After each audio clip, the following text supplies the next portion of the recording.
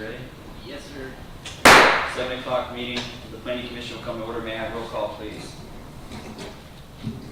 David Dahl. Margot Miller. Here.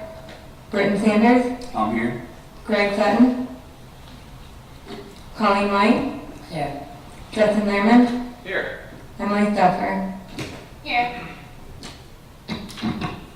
I see we have minutes from the February 28th, 2022 meeting. Do we have any discussion or have a motion?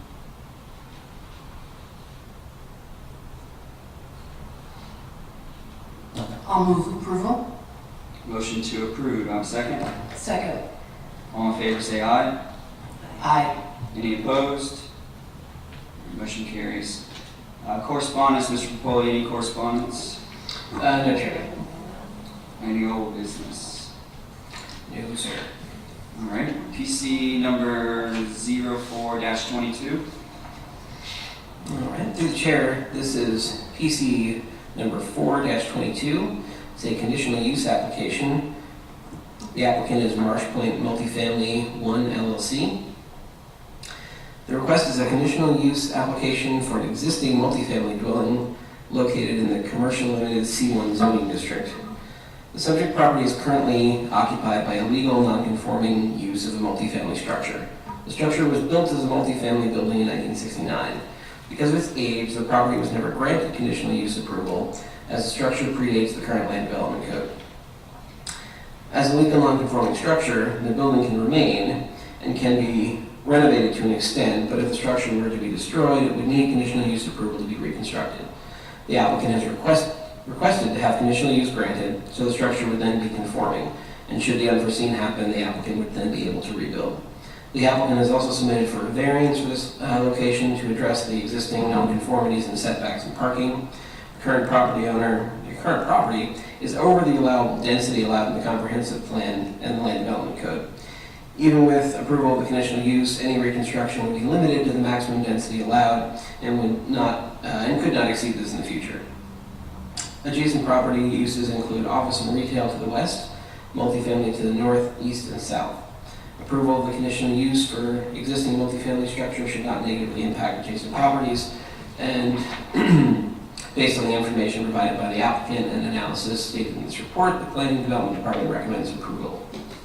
Thank you, Mr. Popoli. So just for everyone's awareness of tonight's audience, we operate in a quasi-judicial manner. So first staff will read the application into the record. Next we'll have the applicant come forward and give any additional details that you may want to add to that. You'll need to state your name and address for the record and be sworn in before that. After that, the commissioners will have a chance to ask any questions of the applicant. We will then pause for public comments. We have no speaker cards, so if anybody wants to speak in favor or opposition, please fill out a speaker card or just come up during the public comments.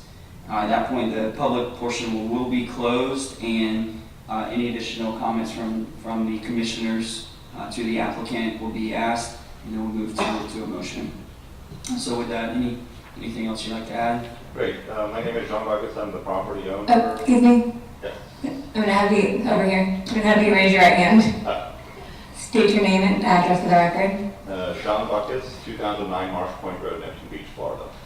Okay. Do you swear or affirm that the testimony you are about to give in this matter is the truth, the whole truth, and nothing but the truth, so help you God? Yes, ma'am. Thank you. Great. I don't think much more to add to what Christian has said. We're just essentially looking at all of the hair on this to clean it up. It's an old building.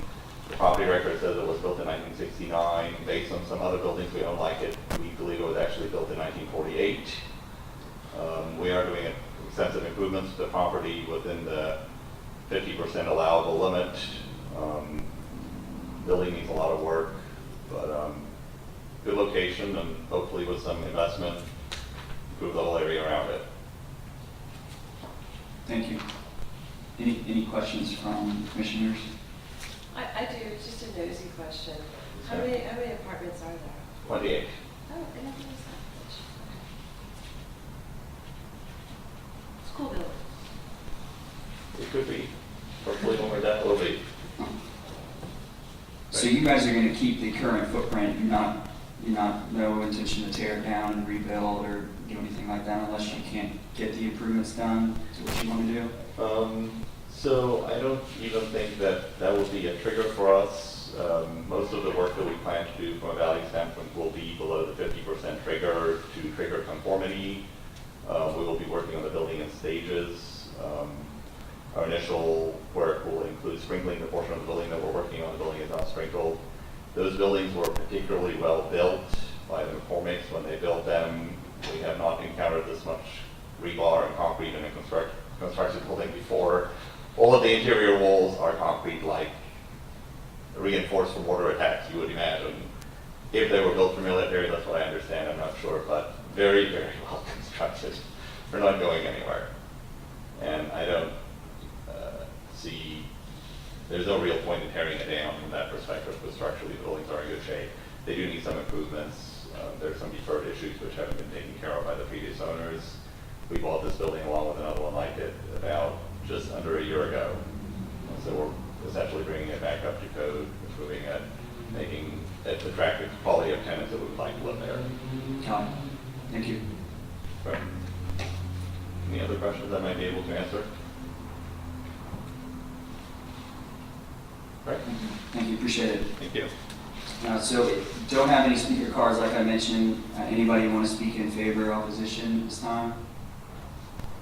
All right, public portion will be closed. Any discussion amongst the commissioners? Mr. Chairman, I have a question for Mr. Popoli. What would the density be by right?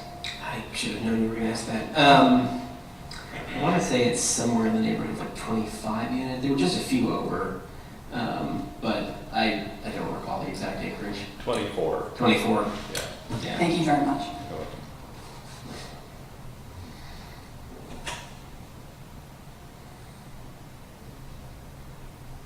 Any other questions? Motion?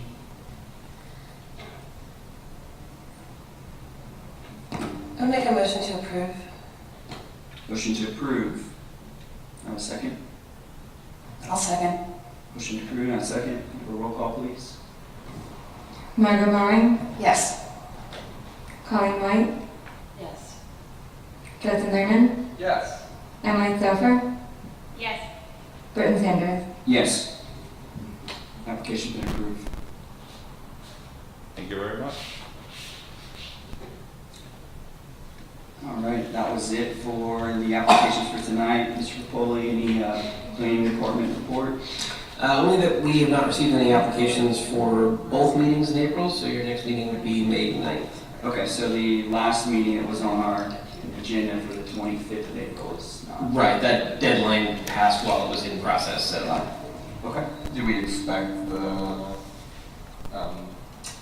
venture landing one in May?